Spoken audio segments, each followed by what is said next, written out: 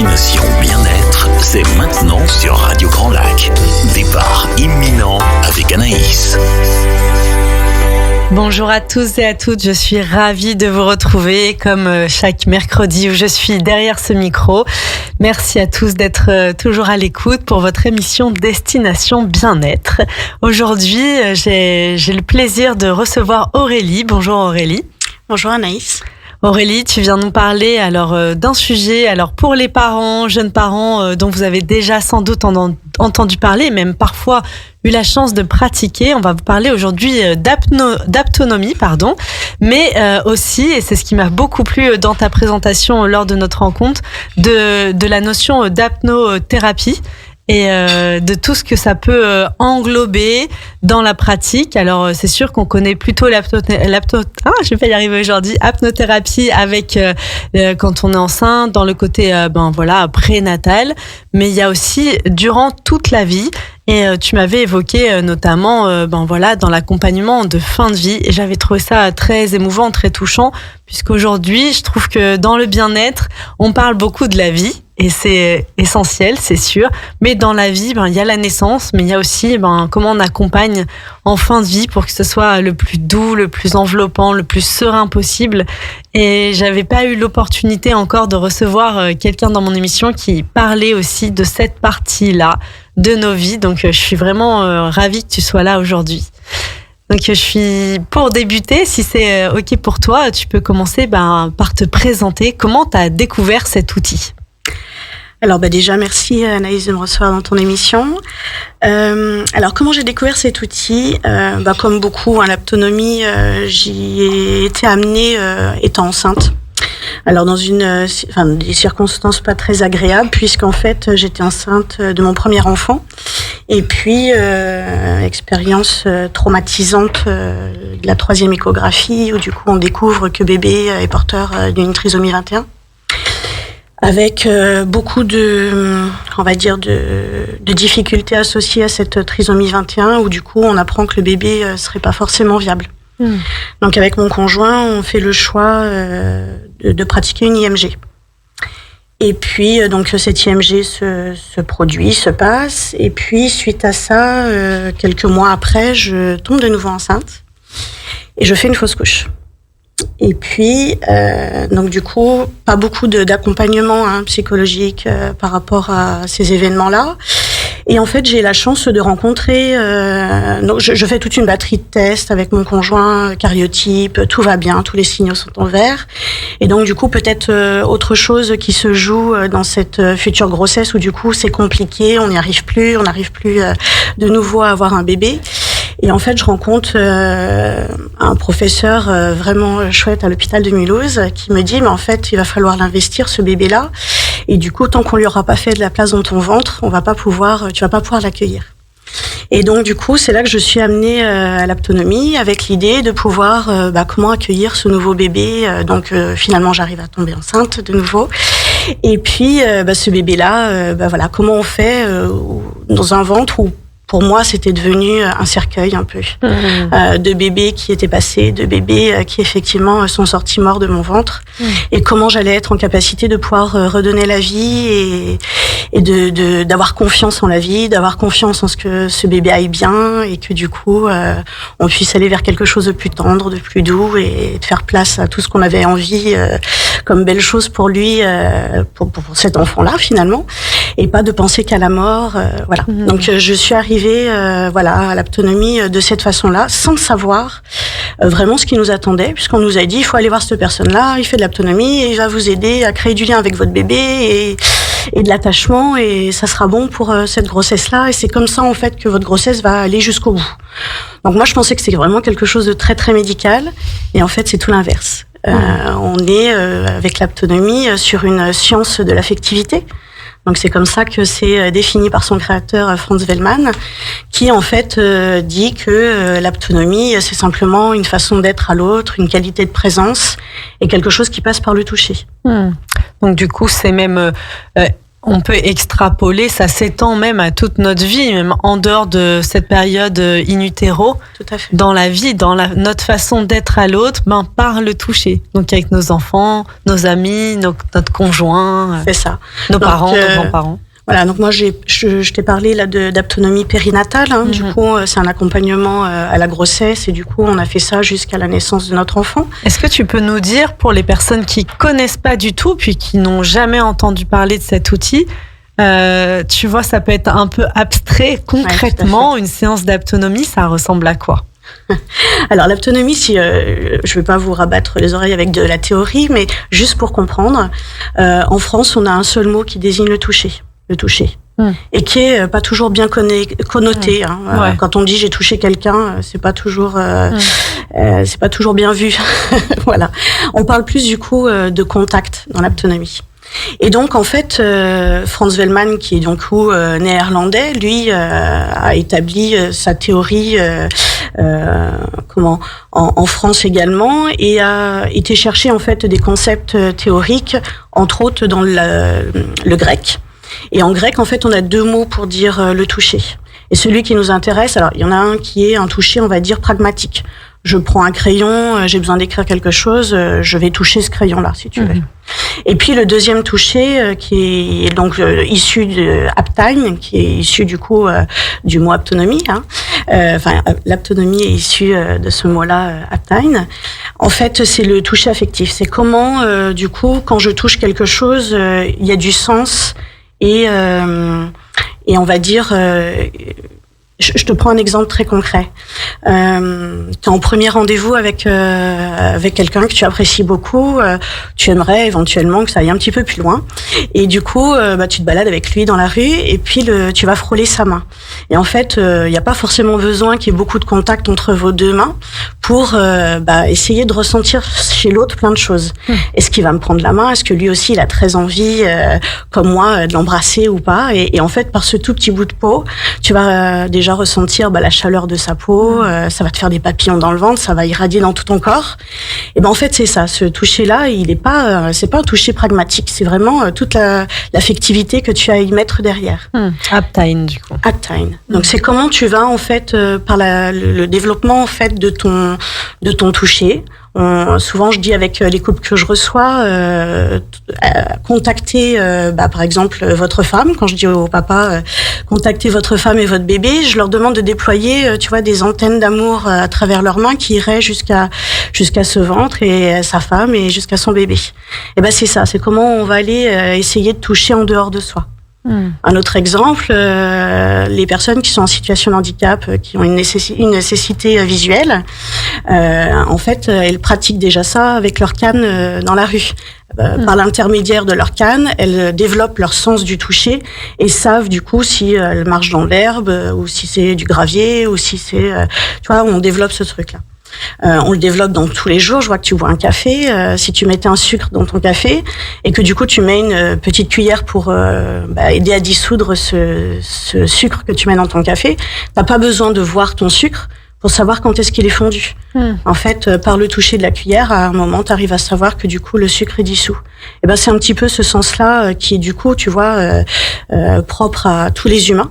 Et qu'on identifie peu, parce qu'en effet, tout ce que tu viens de citer comme exemple me semble complètement évident. Ça fait partie de la vie de tous les jours, oui, en fait. Et j'avais jamais identifié jusqu'à aujourd'hui qu'en effet, ça ne ressortait ni pour l'histoire du sucre, c'est ni le fait de le voir, ni de le toucher avec mes doigts, ni de sentir. En effet, c'est juste avec ce côté...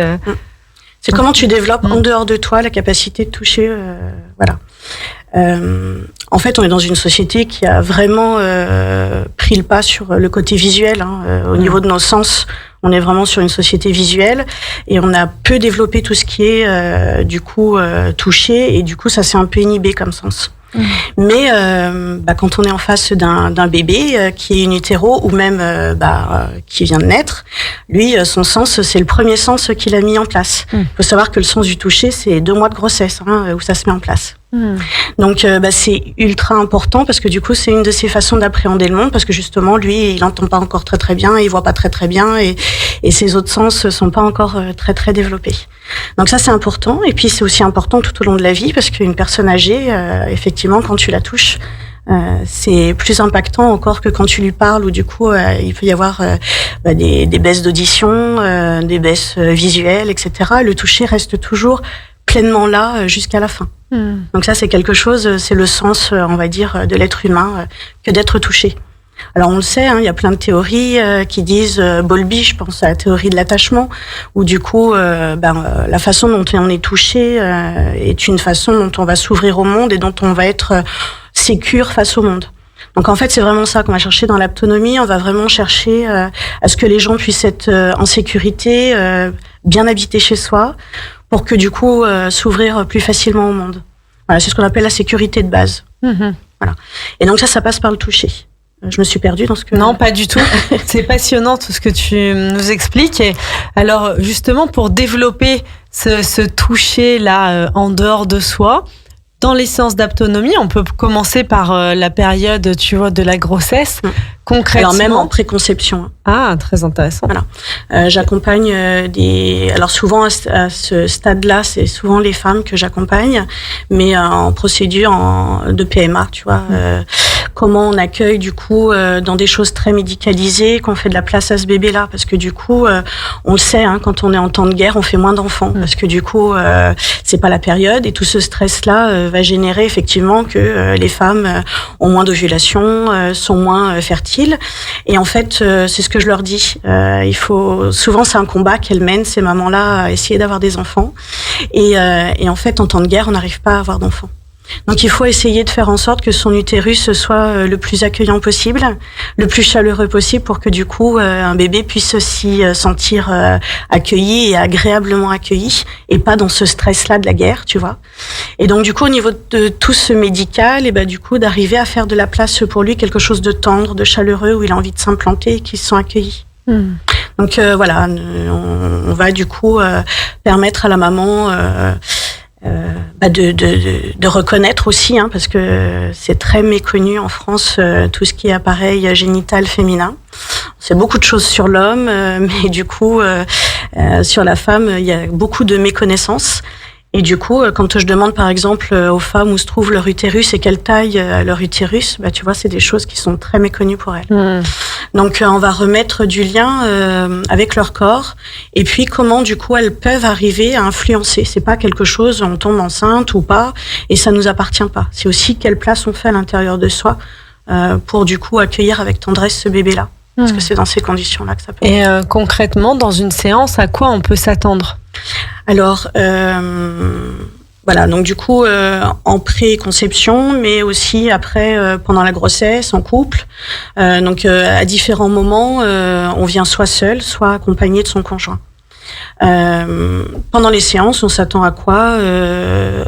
À être installé, on va dire, sur un lit confortablement, et puis à pouvoir poser ses mains sur son ventre, qui est le lieu de l'affectivité. Alors, je t'en parle par rapport à de la conception, on va dire, d'enfants, mais également, on parle aussi d'aptopsychothérapie. En aptopsychothérapie, c'est toujours les mains sur le ventre aussi, ou sur le dos. Enfin voilà, c'est vraiment sur le cercle d'affectivité, où du coup, c'est vraiment basé sur le ventre, que tout ça se passe. Donc la personne place ses propres mains sur son ventre. Voilà, les miennes aussi. Okay. Et puis du coup, je les accompagne à avoir des outils pour pouvoir ressentir en elles-mêmes. Donc moi, je leur fais sentir, si tu veux, une première fois de moi à elles, et puis ensuite elles font le chemin inverse.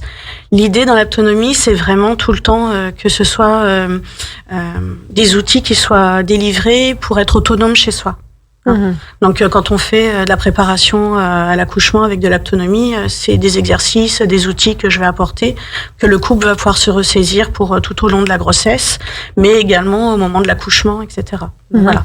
Et puis pareil, en aptopsychothérapie, quand je reçois des gens, alors souvent le toucher c'est quelque chose qui va générer soit des carences affectives, parce que on sait aussi que le toucher, si on n'est pas assez touché, on est en carence affective.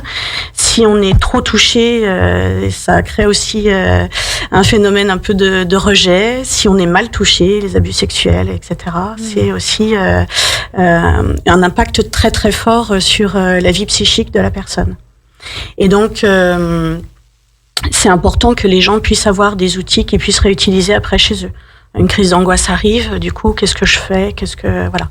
J'ai pas toujours mon thérapeute sous la main, et du coup, comment j'arrive à être acteur de ma vie et à reprendre en fait cet élan vital en moi pour faire en sorte que du coup, je puisse toute seule chez moi à l'heure de la crise d'angoisse pouvoir poser mes mains, pouvoir poser ma qualité de présence, ma sécurité de base, et d'être là au monde et d'arriver à me calmer par moi-même. Donc ça, c'est vraiment ce que je vais apprendre à faire aux personnes avec qui j'entame en fait une thérapie basée sur l'autonomie.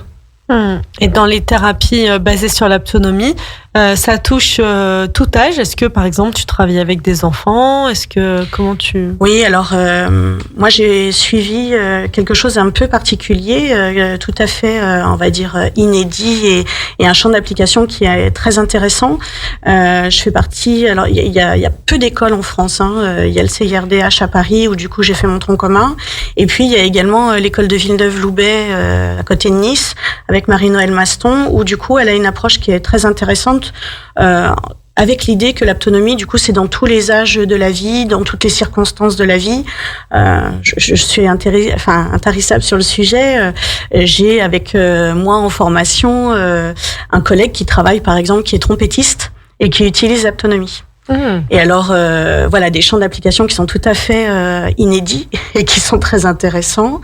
Et donc lui, il est professeur au conservatoire, par exemple, et du coup, il fait l'expérience que quand les gens vont jouer, par exemple, de la trompette sans autonomie, ça va donner quelque chose. Et puis, sous le contact autonomique, ça va déployer le son et ça va donner complètement autre chose. Magique. Voilà. Donc vraiment, ça a beaucoup de champs d'application, et il y a encore tellement de choses qui pourraient être mises en application, testées, essayées. Voilà. Et il y a vraiment ce côté-là à Villeneuve-Loubet où tu peux faire tes expériences. Voilà. Et donc du coup, au niveau de je sais plus ce que je te disais. Justement, sur le champ d'application, je te disais, est-ce que, voilà, il y a des enfants, est-ce que... Oui. Alors, en aptopsychothérapie, j'ai retrouvé le fil. Souvent, on travaille sur du transgénérationnel aussi. Donc, avant de voir les enfants, on voit aussi beaucoup les parents. Parce que du coup, il y a aussi beaucoup de choses qui peuvent se régler avec les parents qui facilitent grandement la vie des enfants. Je vois par exemple beaucoup de problématiques avec des enfants qui ne dorment pas. Donc souvent on me consulte en me disant on m'a dit que vous faisiez dormir les enfants. Voilà. Alors là c'est le rêve de beaucoup de parents, je pense. C'est ça. On m'a dit que vous aviez une baguette magique pour que les enfants dorment. C'est ça. Alors du coup je travaille sur les parents. Et du coup, on voit que certaines peurs viennent souvent des parents, qui font que du coup, ces peurs-là sont entretenues chez l'enfant, qui fait que l'enfant ne dort pas.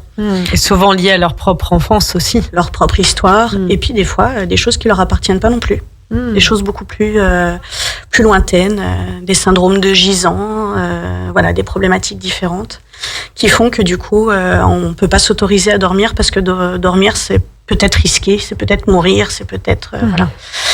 Et voilà, avec beaucoup d'angoisse autour. Donc souvent, je vois déjà les parents. Et puis, on se voit en séance plus tard avec l'enfant et le parent, où du coup, je vais pouvoir donner, entre guillemets, des petites techniques. Où est-ce qu'on peut placer ses mains pour aider à l'endormissement, comment on peut arriver, voilà. Donc, il y a toute une partie, on va dire, plutôt résolution thérapeutique de la problématique, on va dire, parentale, avec comment on parle de ces traumas et comment, du coup, on arrive à remédier à ça. Et puis, du coup, aussi, comment on fait passer sa qualité de toucher à l'enfant. Parce que c'est des choses, c'est pas la même chose de toucher de telle ou telle façon quelqu'un. Du coup, on a un peu perdu tout ça. Et simplement de voir où est-ce que tu peux poser ta main, par exemple, au niveau du coccyx de l'enfant quand il est posé dans son lit, pour que du coup, ça puisse aider à descendre dans ta main, à se poser et puis à aller vers le sommeil. Voilà. Donc, c'est des petites techniques comme ça qui sont données aussi aux parents. Passionnant. Donc du coup, il y a tout un accompagnement pour, par exemple, on peut prendre ce que tu viens de citer là comme problématique sur le sommeil. Quelqu'un qui vient te voir, il doit s'attendre à peu près à une séance, ça dure combien de temps? Et puis pour aller au bout, alors je sais que chaque histoire est différente en fonction mais combien de séances, espacées de combien de temps à peu près je dois envisager, tu vois? Alors en fait, ce qui est vraiment chouette, c'est que on le sait maintenant avec les neurosciences, le cerveau est très plastique et du coup il y a une capacité à pouvoir se régénérer et se remodeler qui est très importante. Et donc du coup, d'avoir vécu un toucher qui est bon, des fois en une seule séance, ça peut suffire à ce que du coup la personne elle dise ok, j'ai compris. Quand je vois des personnes en carence affective, tu vois, par exemple, l'autre fois je recevais une dame qui me disait en fait j'ai jamais eu de câlin dans ma vie. Mes parents ont jamais été en capacité de pouvoir me tenir dans leurs bras et alors tenir dans les bras si, mais tenir en disant je t'aime et en y mettant toute l'intention qu'il y a par rapport à ça. Et du coup, cette patiente-là me dit, en fait, moi, je crois que j'ai jamais reçu un toucher qui soit bon. Mon corps, j'ai été violentée par mes parents, j'ai été agressée par des hommes plus tard, et en fait, le contact, j'ai pas trop envie que vous me touchiez parce que c'est pas bon pour moi, et c'est plutôt dangereux. Et du coup, alors la séance s'est terminée comme ça, mais je lui ai fait un câlin, cette dame-là. Un câlin, alors rien de sexuel, c'est toujours très chaste quand on parle de toucher, faut le dire pour prendre des précautions avec ça. Mais en même temps, lui faire ressentir en elle comment c'est que du coup on puisse transmettre de l'amour à travers un toucher, à travers quelque chose de qualitatif. Et elle me dit, moi en fait, ce toucher-là, je sais le transmettre à mon fils, mais je l'ai jamais reçu. Et quand elle l'a reçu, elle m'a dit, ah ouais, ok, c'est ça. Ça fait ça de recevoir ça. Et c'est aussi bon de recevoir que de donner finalement. Et du coup, simplement de lui avoir fait vivre ça, j'ai compris. Ok, je suis une personne qui compte. Et en fait, c'est ce qu'on appelle le contact psycho-affectif confirmant. C'est-à-dire que du coup, on peut te donner à manger, on peut te changer, on peut faire des choses avec toi. S'il n'y a pas une qualité d'intention, si tu ressens pas l'amour qu'on a pour toi quand on prend soin de toi, si t'es pas pris avec tendresse, du coup, t'as pas l'impression d'être considéré. Si on va te changer la couche, donc t'es considéré comme un objet à changer, un objet à nourrir. Mais finalement, ça passe par le regard aussi. Je te regarde, je te donne à manger, mais aussi je te touche, je vais doucement. Tu vois, même à travers le fait de donner à manger, à travers la cuillère, il y a, je te nourris, je te gave, quoi. On enchaîne les cuillères. Et puis, j'attends que tu ouvres la bouche pour pouvoir poser la cuillère dans ta bouche. Enfin, voilà, ces petites choses. Bien sûr. Même sur le changer, là, comme tu dis, changer la couche, il y a eu beaucoup d'évolutions là-dessus sur la façon dont on le faisait, de conscience. C'est très émouvant. Tout ce que tu partages là, je te remercie parce que je trouve ça très touchant et passionnant. Et j'ai hâte que tu nous parles aussi de, quand on est adulte et aussi dans peut-être la partie quand on devient plus âgé, parce que moi je le vois dans mon entourage aujourd'hui proche, familial et même au cabinet, parce que j'ai une partie de ma clientèle qui a plus de 70 ans et je vois beaucoup de solitude, beaucoup de manque de toucher, et aussi pour ces personnes-là, ce que tu viens de dire là, cette notion de j'ai pas reçu d'amour, moi j'ai pas reçu de câlin, je sais pas ce que c'est, je crois que je l'entends, c'est 80% de ma clientèle. C'est ça. Donc c'est énorme et je pense que ça représente beaucoup de personnes. On va faire une courte pause musicale, restez à l'écoute, on a encore beaucoup de choses à vous partager, donc je vous dis à tout de suite sur Radio Grand Lac. 92.1, les bonnes ondes de Radio Grand Lac. Destination Bien-être, l'émission qui prend soin de vous avec Aix-les-Bains, Riviera des Alpes. Destination Bien-être, c'est maintenant sur Radio Grand Lac. Départ imminent avec Anaïs. Merci de toujours être à l'écoute sur Radio Grand Lac. Aujourd'hui, dans votre émission Destination Bien-être, on vous parle d'aptonomie et d'apnothérapie. Donc vraiment, comment on vient prendre soin de soi, de ses émotions par le toucher. Une autre façon finalement d'être en lien, de prendre soin aussi de son histoire, comme tu nous l'as dit Aurélie, un peu quelque part, tu évoquais le transgénérationnel, donc comment on prend soin de notre histoire, de celle de notre famille, de nos lignées, comment on vient guérir tout cela en passant par un autre chemin finalement que celui qu'on utilise souvent en thérapie, qui est plus mental, on va dire. Là, il y a un contact vraiment par le corps. Donc, et je trouve que quand on passe par le toucher, il y a vraiment quelque chose au niveau du système nerveux qui vient se relâcher, se déposer. On le voit avec les enfants. Je trouve, alors moi j'ai peut-être mal habitué mes enfants, mais j'avais fait beaucoup de massages, tu sais, bébés et tout, et ils sont accros au toucher, quoi. Nous, le soir, ils demandent à être massés. Ma fille, il faut lui masser les pieds pour dormir. Et donc, avec mon mari, parfois, on se dit, alors, maintenant, ça y est, ils sont grands, on peut aussi inverser. Ils s'aiment bien nous proposer. Alors, c'est dangereux, l'autonomie. Ouais. Moi, je le vois tous les jours. Mon grand qui passe le brevet me dit, maman, je suis en stress, ça va pas aller. L'oral du brevet, je sais plus ce que je dois dire. Tu peux me faire un peu d'autonomie? Et du coup, on refait un petit recentrage et du coup, hop, c'est reparti. Ouais, trop bien. Et ça se passe super bien. Et du coup, voilà, mon deuxième qui fait beaucoup d'angoisse par rapport à du somnambulisme ou des choses comme ça. Des fois, il se réveille et dit, je suis pas bien. Enfin voilà, on a déménagé récemment et il me dit, j'arrive pas à investir cette nouvelle chambre, c'est pas chez moi, je suis pas bien. Je suis un peu en panique. Allez, un petit peu d'autonomie. Ah oui, je veux bien. Et hop, il repart en 2 minutes, tu vois, simplement par la position de mes mains à certains endroits sur son corps, font que du coup, ok, la sécurité de base elle est retrouvée, ça arrête de s'agiter en lui, et ça a posé quelque chose, et du coup il peut repartir et se coucher, et tout va bien. Et comment vous expliquez ça justement en autonomie? Par exemple, l'endroit où tu positionnes tes mains, c'est quel? Est-ce que c'est des centres énergétiques comme en médecine chinoise? Est-ce que c'est, enfin, tu vois? Oui, on vient en fait activer la boucle gamma qui est utilisée aussi dans d'autres thérapies. Et en fait, ça nous met dans un état que Franz Wellman appelle l'apotonus, qui fait que du coup, tu es beaucoup plus ouvert, si tu veux, à toi dans l'espace et à toi dans ta personne aussi. Voilà. Une idée, par exemple, beaucoup de thérapies qui utilisent par exemple le souffle ou la concentration, ça va être quelque chose qui va être concentré sur toi. C'est très intériorisé. Voilà. L'autonomie, c'est l'inverse. C'est de toi vers l'extérieur. Okay. Alors par exemple, quand tu es en situation d'accoucher et que du coup tu as les contractions qui arrivent, on pourrait avoir le réflexe, si tu veux, de resserrer, de refermer les poings, de se reconcentrer sur son ventre, d'attendre que ça passe et de gérer la douleur comme ça.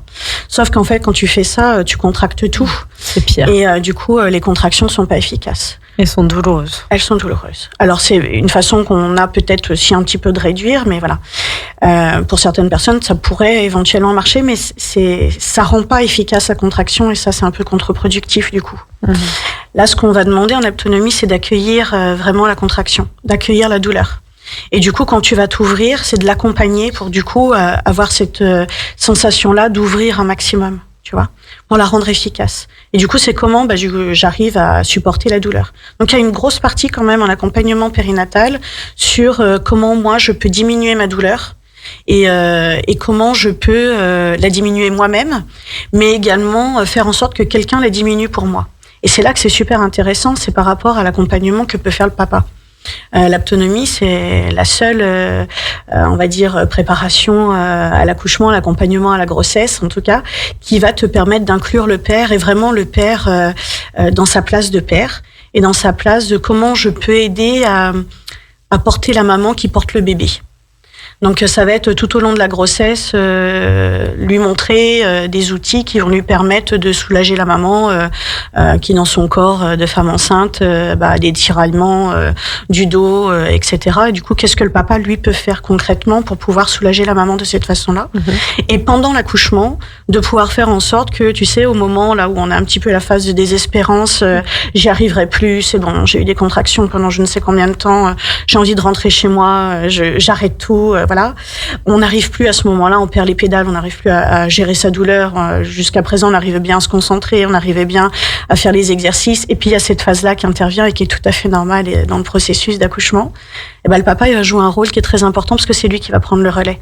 Et finalement, ça va déjà définir son rôle de père en disant, quand tu n'y arrives plus, moi, je prends le relais. Et donc, du coup, pendant ta période de contraction, là, je vais essayer de diminuer les douleurs. Alors, on est clair que ça diminue, ça atténue pas complètement.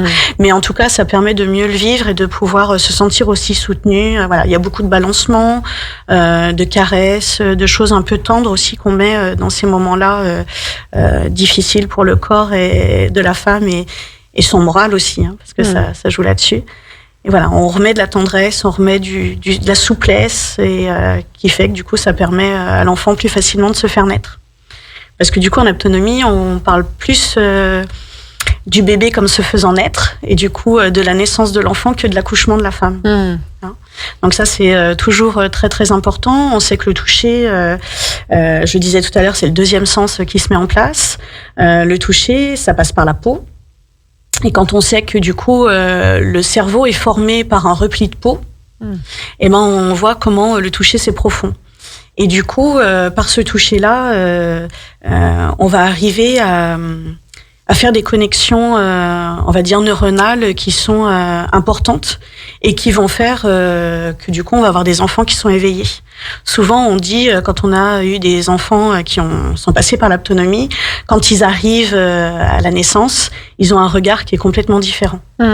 C'est des enfants qui sont attentifs à ce qui se passe autour d'eux, qui sont en quête, on les a stimulés entre guillemets pendant toute la grossesse à avoir du contact, à avoir du lien avec ses parents, et du coup quand il arrive au monde, il attend ce contact-là, tu vois, il le recherche et il l'attend. Et c'est ça qui est vraiment chouette, parce que dans l'aptonomie, on voit dès la grossesse, dès in utero, que le bébé en fait a déjà une capacité de vouloir, il a déjà une capacité de rechercher le câlin. Et ça, c'est complètement une approche qui est différente et qui moi va dans mon parcours de vie et professionnel, si tu veux, ou sur l'autonomie de l'enfant, sur le fait qu'il soit acteur, qu'il soit déjà une personne à part entière. Ça commence en fait dès in utero. Et c'est ça qui est vraiment chouette. Et les parents me disent hier soir on n'avait pas trop le temps de faire un peu nos séances d'aptonomie pour réviser à la maison les exercices que tu nous as donnés, Aurélie. T'inquiète pas, il est venu frapper à la porte en disant ouh, je suis là et je suis agitée et j'ai envie de... C'est l'heure. Câlin. Ouais, c'est ça, c'est l'heure. C'est très intéressant. En plus, tout à l'heure, tu évoquais la notion du besoin du toucher et que c'était pour les enfants. Tu parlais même de la façon dont le niveau de conscience avec lequel on va changer notre enfant, on va le nourrir, tout ça. J'avais été, il y a une expérience qui est assez horrible qui avait été faite pendant la Seconde Guerre mondiale. T'en as peut-être déjà entendu parler. C'était dans un orphelinat en Roumanie. T'as entendu parler de C'est ça. Où justement on a fait l'expérience pour prendre conscience, valider le fait que les enfants avaient besoin de toucher, on a isolé ces enfants-là, des nourrissons, et seulement ils étaient changés et nourris, on les sortait pas du lit, on s'adressait pas à eux, et on ne les touchait pas. Tout à fait. Et ces enfants-là sont morts. Ouais. Ils sont tous morts.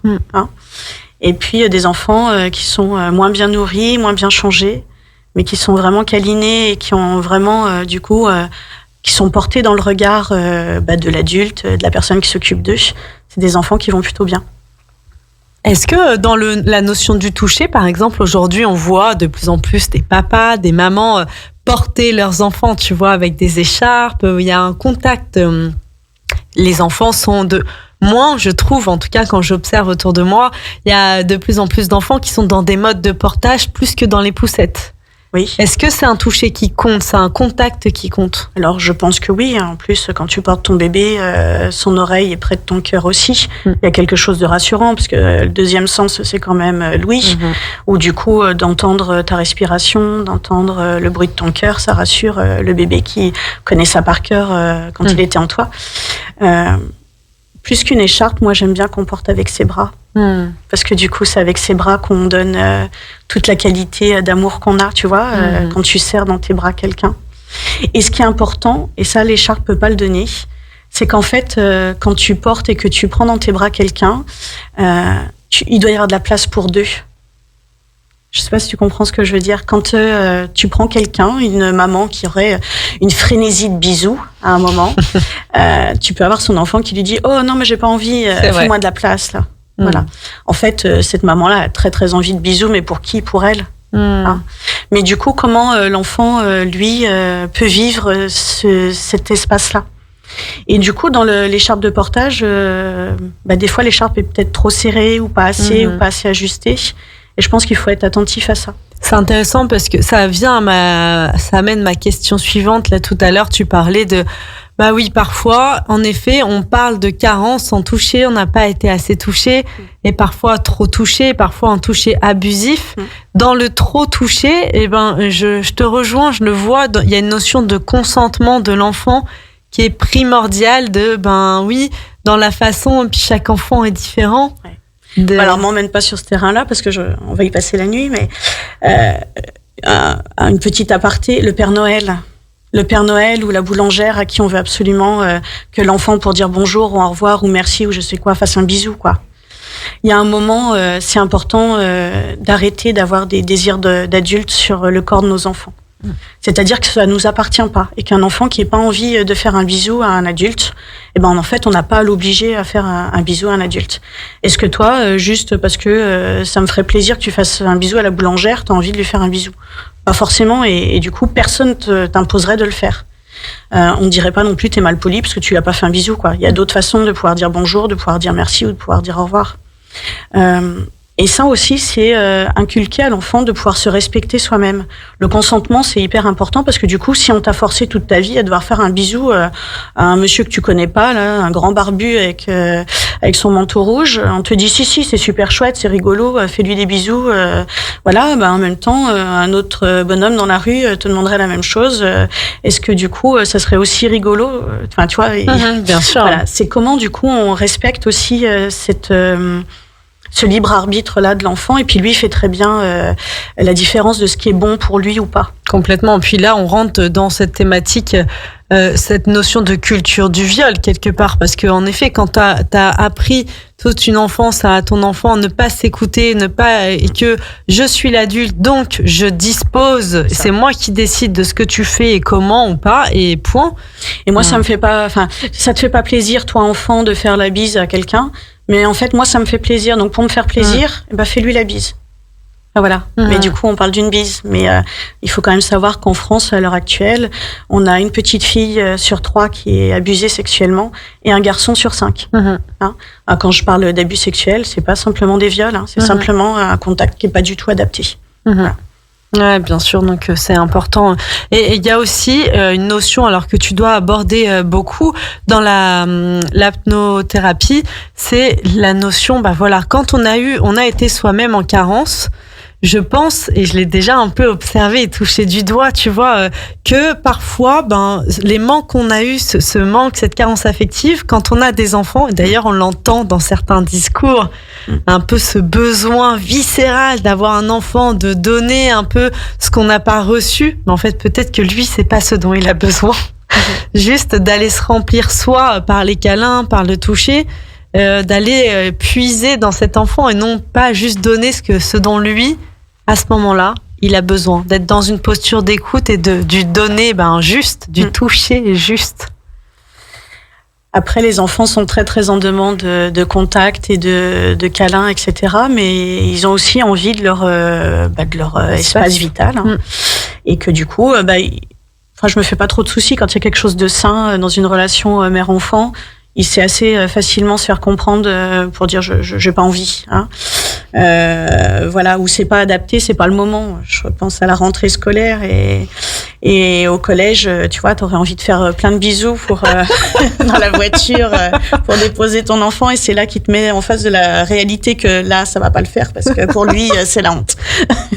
Et il a pas besoin de ça à ce moment-là, quoi. Non. Donc voilà, en fait, ils savent très bien nous remettre à notre place quand il le faut, et c'est plutôt chouette.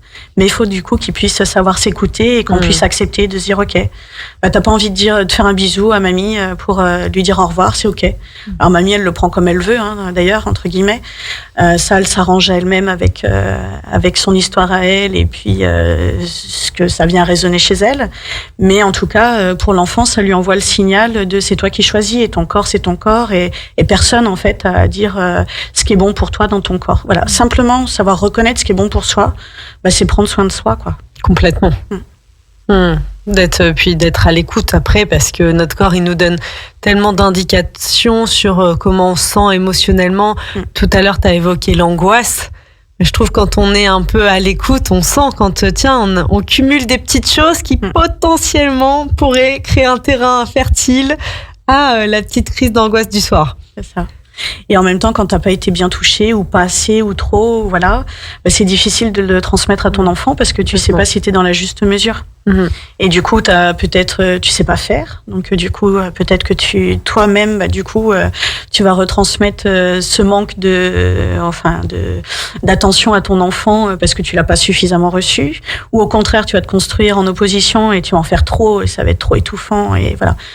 Voilà, dans le contact, ce qui est important, c'est la juste distance. J'ai de la place pour moi et j'ai de la place pour toi aussi. Et quand je te prends dans mes bras, je t'enferme pas, je te laisse toute la place. Et c'est ça qui est beau parce que du coup, à la fois, d'avoir un juste toucher, ça te permet aussi de dire, toi, t'es à ta juste place et tu as de la valeur. Et tout ce qu'on dit à travers le toucher, c'est très important, quoi. Oui, complètement. Merci beaucoup Aurélie. On va faire une courte pause musicale. Restez à l'écoute. On a encore des petites choses à vous dire aussi. Que tu nous dises où est-ce qu'on peut te retrouver. Aussi, tu le nommais tout à l'heure. Maintenant, tu interviens dans la formation d'apnothérapie. Donc, on a encore des petites choses à vous dire. Donc, restez à l'écoute. À tout de suite sur Radio Grand Lac. Destination Bien-être, c'est maintenant sur Radio Grand Lac. Départ imminent avec Anaïs. Merci de toujours être à l'écoute sur Radio Grand Lac. Donc, dans votre émission aujourd'hui, on a réussi à contacter revenir au toucher grâce à Aurélie, à la notion d'aptonomie. Aussi, on a parlé d'apnothérapie. N'hésitez pas à écouter le replay, donc il sera disponible sur YouTube dans votre émission. Voilà, vous pouvez avoir accès au replay si vous arrivez maintenant et que c'est un sujet qui vous intéresse, qui vous interpelle, dont vous n'avez peut-être jamais entendu parler. On a parlé beaucoup aujourd'hui du contact, du toucher, de comment prendre soin de ses émotions à travers les âges, j'ai envie de dire, grâce au toucher et au contact. Donc merci Aurélie pour tout ce que tu nous as transmis. Et si aujourd'hui on désire venir à toi pour une séance, est-ce que tu peux nous en dire un peu plus ? Voilà, où est-ce qu'on te trouve, comment on te contacte, et puis quel type d'accompagnement tu proposes, parce que tu me l'as nommé, on en a un peu parlé durant l'émission, mais l'aptonomie et l'apnothérapie, ça touche un public assez large et vaste en fonction un peu à tous les âges. Alors du coup, moi j'ai un cabinet sur Belay. Donc pour le moment je suis seule dans mon cabinet et du coup on a un projet alors un peu en avant-première, j'annonce ça entre guillemets, on est en train de réfléchir à plusieurs thérapeutes avec des thérapies complètement complémentaires et différentes à la fois, de pouvoir se réunir dans un cabinet sur Belay pour pouvoir du coup avoir un vrai espace thérapeutique qui accompagnerait tous les âges de la vie. Donc j'aurai un cabinet à ce moment-là également dans ce groupement-là. Donc toujours sur Belay. Et puis pour des informations, mon site internet est en construction. Voilà, il y a encore beaucoup de travail à faire pour ça. Par contre, du coup, je suis sur Facebook, donc on peut me contacter via Facebook, où du coup il y a toutes mes coordonnées qui sont disponibles à cet endroit-là, les actualités, les groupes qui sont mis en place pour l'accompagnement, par exemple périnatal, où du coup je fais des cercles de futures mamans, des cercles de futurs papas, où du coup les papas peuvent venir seuls pour parler de leurs problématiques de passer de homme à père. Et puis les mamans, elles vont pareil parler de leur formidable transformation de femme en mère. Et puis quand ça intéresse pas vraiment grand monde autour, de pouvoir le vivre avec des gens qui sont dans la même situation, qui attendent un bébé. Et c'est pas la même teneur, on va dire, des échanges, et c'est vraiment très très riche, puisque du coup quand on en parle avec la voisine, forcément elle a son expérience, on va dire de maman, et puis on transmet pas toujours les bonnes choses. Quand on parle de nos grossesses et de nos maternités, les petits bobos prennent le dessus, les récits de guerre d'accouchement prennent les dessus, et on oublie souvent de parler de la beauté que c'est de rencontrer ce bébé-là, le premier regard, le contact du peau à peau, voilà, cette montée au sein qui est fait la première fois, cet instinct qu'ils ont effectivement de pouvoir aller chercher le bon sur le corps de la maman pour eux. Voilà, toutes ces petites choses-là, en fait, on le transmet pas beaucoup. Et du coup, on en parle dans ces cercles de femmes. On en parle également de la place du papa dans ces cercles d'hommes, où du coup, on sait pas trop quelle place on a quand notre femme est enceinte et qu'on sait pas trop. On vient papa dans la minute qui vient où il y a le premier cri, mais en fait, on est déjà papa pendant la grossesse, et ça, on sait pas trop comment en faire quand on est un homme. Donc ça, on en parle. Et puis on en parle aussi dans les cercles où on accueille les couples avec du coup un enfant qui est aussi en gestation encore, donc pendant la grossesse. Donc je mets en place des petits groupes de cet ordre-là. C'est plutôt du collectif. Et puis, bien sûr, quand on veut un accompagnement à la grossesse, et du coup, ce que on fait, c'est toujours en couple. Donc du coup, je reçois le futur papa et la future maman à mon cabinet. Et puis, quand c'est pour de l'aptopsychothérapie transgénérationnelle ou pas d'ailleurs, mais quand il y a des petites choses qui vont pas bien, qu'on pense que le toucher pourrait être la solution pour remédier à une mésestime de soi, à une place dans la société qu'on n'arrive pas bien à trouver. Ça peut être des retentissements sur le travail, par exemple. Ça peut être des retentissements avec ses amis, Et bien tout ça, en fait, quand on sent qu'on a un mal-être et que ça pourrait être la voix qui viendrait nous aider, et ça c'est du coup en cabinet, en individuel que ça se fait. Voilà. Et puis ça peut se faire aussi pour les enfants, pour des consultations effectivement de problèmes de sommeil, mais d'autres choses. Je reçois aussi les familles après l'accouchement, où on va parler de problématiques de postpartum, avec la difficulté des mamans, parce que c'est pas un instinct maternel aussi facile que ça, que d'avoir un bébé, et que du coup, il y a des choses à déposer. Et puis on voit en France, 60% des femmes sont en dépression au moment du postpartum, et c'est important qu'elles soient accompagnées, qu'elles sachent que c'est juste. Et que de vivre ça fait partie d'un processus qui est tout à fait normal, et que on peut être accompagné, on peut déposer des choses, et que la grossesse rose bonbon et avoir son bébé, c'est magique et tout va bien. Quand tu auras ton bébé, que tu l'auras dans les bras, tu verras, tu oublieras tout, ça sera merveilleux et idyllique. Non, pas toujours. Et puis quand il y a, des coliques, qui pleurent beaucoup, nous on est aussi parfois après l'accouchement pas toujours bien dans notre corps, on a aussi le sommeil qui est hyper important, tout plein de choses qui rentrent dans les paramètres et qui font que non, en fait c'est pas toujours tout rose, et que faut que chacun trouve son rythme, sa place. Et puis du coup, moi j'accompagne les mamans quand elles ont ce sentiment, tu sais, du ventre vide. Parce que ça, c'est quelque chose, on n'en parle pas beaucoup, mais ça fait mal de sentir que d'un seul coup, son ventre, il est vide et qu'il n'y a plus de bébé qui est là. Et du coup, on perd un peu, psychologiquement, on va dire, sa fonction première qui est de donner la vie. Ça y est, j'ai donné la vie, et maintenant, je suis quoi? Et je fais quoi? Et cet enfant-là, est-ce qu'il a encore besoin de moi? Est-ce qu'il m'aime? Toutes ces questions-là qui arrivent en postpartum et qui peuvent faire des difficultés. Et bien, du coup, par le toucher, reprendre contact avec son ventre. Alors, du coup, c'est plus un ventre de femme enceinte, mais c'est un ventre qui mérite quand même d'être remercié pour la vie qu'il a donnée. Et alors avec tous ces petits défauts qu'il peut y avoir, mais c'est un ventre de maman qui vient d'accoucher, c'est tout à fait normal. Et de pouvoir l'aimer, de pouvoir se chérir aussi, et de se dire mon corps il est pas super au top en ce moment, mais en même temps, regarde dans le berceau ce que j'ai pu faire, quoi. Qu'est-ce que c'est un côté magique, mais j'en remercie mon corps, quoi. C'est magnifique ce qui s'est passé, ce qu'il a été capable de faire. C'est vrai que alors finalement, incroyable. Ce petit bourrelet mal placé, est-ce que c'est vraiment important, tu vois? Ouais. Et puis d'apporter de l'amour, parce que c'est en chemin pour et ça se transforme aussi. 9 mois pour arriver à ce corps, et puis quand même patience, et 9 mois pour qu'il y ait des choses qui se remettent en place. L'utérus, il met du temps aussi. C'est tout un process. Et puis, on parle du 4e mois de grossesse, qui est ce mois d'or où du coup, faut que tout se remette en place, que tout le monde se recale dans son corps, parce que pour le bébé c'est la même chose, c'est apprivoiser son corps, ses ressentis, sa faim, le fait d'être désagréable dans sa couche, etc. Donc, faut accompagner tout le monde. Et la place du papa, encore une fois, est encore très importante et prépondérante dans ces moments-là. Puis on sait, en France, on n'est pas bien accompagné quand on voit le temps du congé parental et du congé paternité, etc. Donc voilà, c'est un moment aussi pour la femme de pouvoir reconquérir son corps, de pouvoir prendre conscience de la puissance de ce qu'il a pu faire et de le remercier pour ça. Et puis de reprendre tout doucement sa place de femme. Quand on n'est plus qu'un corps après la grossesse de maman, on reprend tout doucement un corps de femme, voilà, et qui est, et c'est important de le dire, jamais pareil que ce qu'il a été avant. Voilà.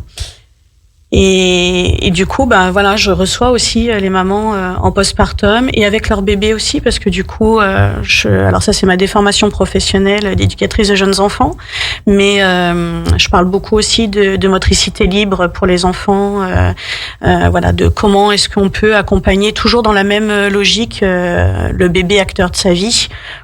Qu'est-ce que je peux proposer comme type de jeu, comment je le place quand c'est des moments d'éveil, qu'est-ce que je fais, enfin voilà, comment je peux le porter.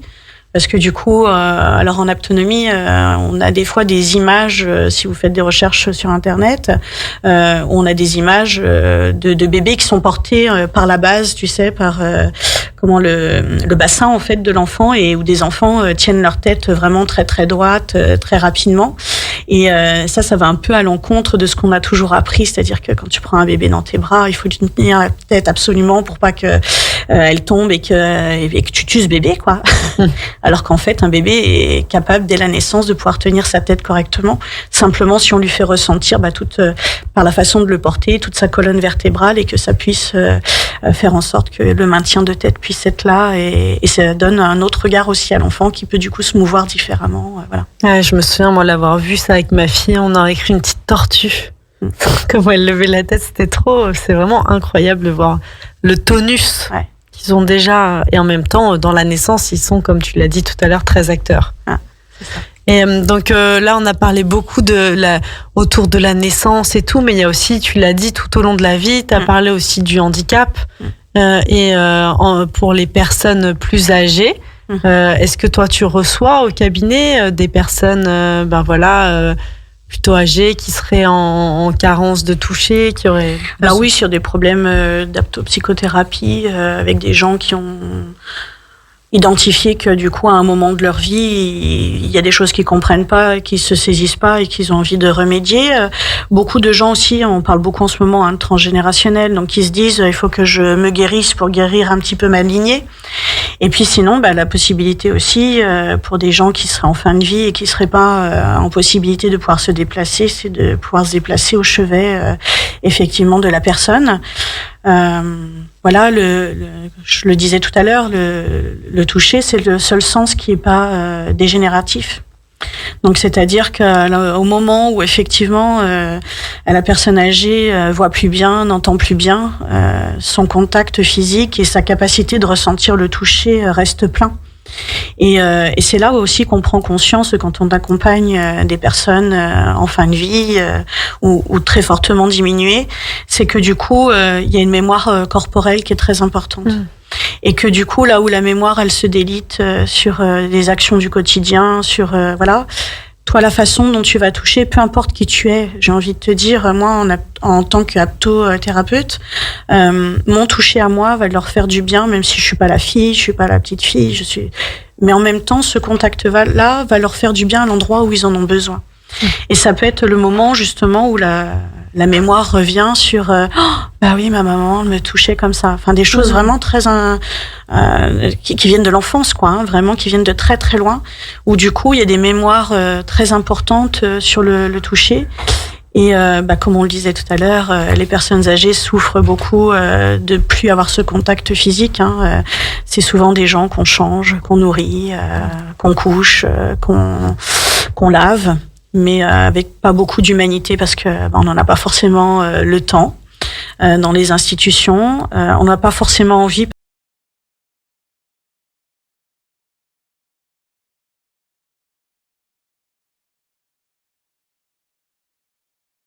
Parce que du coup, c'est pas nos proches à nous et on se dit que ça peut être déplacé, alors que au final, c'est ce dont elles ont besoin, quoi. Oui. Alors on s'autorisera plus, tu vois, en néonat, à prendre un bébé et à lui faire des câlins, et c'est ok que l'infirmière de néonat fasse ça alors que le parent est pas là. parce qu'on se dit qu'il est nourri comme ça, cet enfant-là, et qu'il en a besoin, qu'il est stimulé comme ça, ce qu'on s'autorise pas à faire avec la personne âgée. Et du coup, en fait, la personne âgée meurt toute seule, sans contact physique très important. Et ça, c'est essentiel de pouvoir faire vivre dans le contact qu'on a avec nos aînés cette sensation d'être bien vivant. Et en fait, c'est comme ça qu'on le sait aussi, de se dire, par le contact que j'ai, c'est pas grand-chose, c'est prendre la main, mais prendre la main avec sincérité, avec je suis là, je te prends la main, je te transmets toute la chaleur à travers mes mains. Et ça permet à la personne de se sentir vivant jusqu'au bout, quoi. Marie-Noëlle Maston aime bien dire que du coup, avec l'autonomie, on meurt vivant. Jusqu'au bout, profiter de sa vie et de la chaleur de la vie et de l'amour que les gens ont autour de nous, quoi. Merci beaucoup Aurélie. Tu nous as une dernière chose, donc tu nous as nommé sur les réseaux sociaux Facebook. Sous quel nom on te retrouve? Alors Aurélie Tivelle Noiret Pro. Ok. Voilà, Autonomie. Aurélie Tivelle Noiret Pro, Autonomie. Voilà. Sur Facebook. Merci beaucoup. Merci à toi, Naïs. C'était passionnant. N'hésitez pas à retrouver Aurélie donc sur Facebook pour le moment jusqu'à le site internet. Je vous remercie d'avoir été présent aujourd'hui. Un petit mot donc ce week-end. Alors on vous en a beaucoup parlé aujourd'hui, mais je vous le redis aujourd'hui là maintenant parce que c'est l'émission Destination Bien-être. Ce week-end c'est le Bifit. Il y aura de nombreux intervenants donc autour du bien-être, beaucoup d'activités proposées, libres, des ateliers gratuits, payants, plein de choses à découvrir, beaucoup de conférences. Donc n'hésitez pas, si vous voulez aller vous balader au bord du lac et en même temps prendre soin de vous, des petits conseils pour prendre soin de vous, n'hésitez pas à faire un petit tour au Bifit. Moi, je vous remercie et je vous dis à dans 15 jours dans votre émission Destination Bien-être.